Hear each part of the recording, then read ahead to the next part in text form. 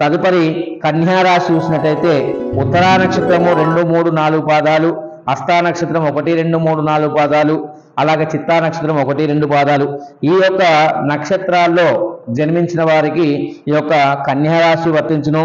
ఉత్తరా నక్షత్రము అనగానే ఉత్తరా నక్షత్రం 2, 3, 4 పాదాలు అంటే తో, పాపి, పు, శం, అన, ట, పేపో ఈ మొదటి అక్షరాలతో ఎవరికైతే పేరు ప్రారంభమవుతుందో, వారి వ్యవహారిక నామం ప్రారంభమవుతుందో వారికి కూడా ఈ యొక్క కన్యారాశి వర్తించును.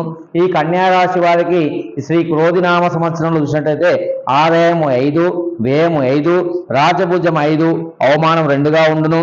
అలాగే గురుడు ఈ సంవత్సరం శుభస్థానంలో, శని శుభస్థానంలో, రాహు కేతులు సప్తమం జన్మం అంటే వీరికి ఆర్థిక పరంగా అనుకున్న పనులు నెరవేరడంలో గురుబలం కానీ శనేశ్వరునికి అనుగ్రహంగా ఉన్నది. కానీ ఈ యొక్క రాహు కేతులు సప్తమం జన్మంలో ఉన్న వల్ల వీరికి అనారోగ్య సమస్యలు కూడా వచ్చే అవకాశం ఉంటుంది. అశాంతి, మనసుకు హెచ్చరికలు లేకుండా మందత్వము, గుప్త శత్రు బాధలు, లోపల భయ ఆలోచనలు, పీడకలలు ఈ విధమైనటువంటి, అలాగే పాములు కల్లోకి రావడం ఇలాంటివి కూడా జరుగుతూ ఉంటాయి.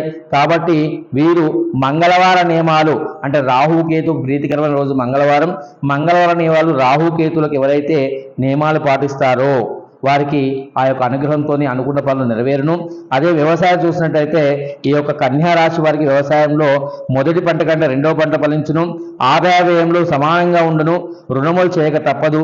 కౌలుదారులకు ఆర్థిక ఇబ్బందులు తప్పవు. అలాగే మంగళ నివారణ నియమాలు పాటించాలి.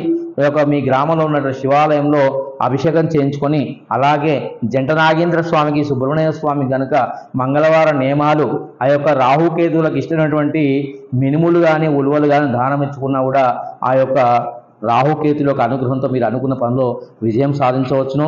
తదుపరి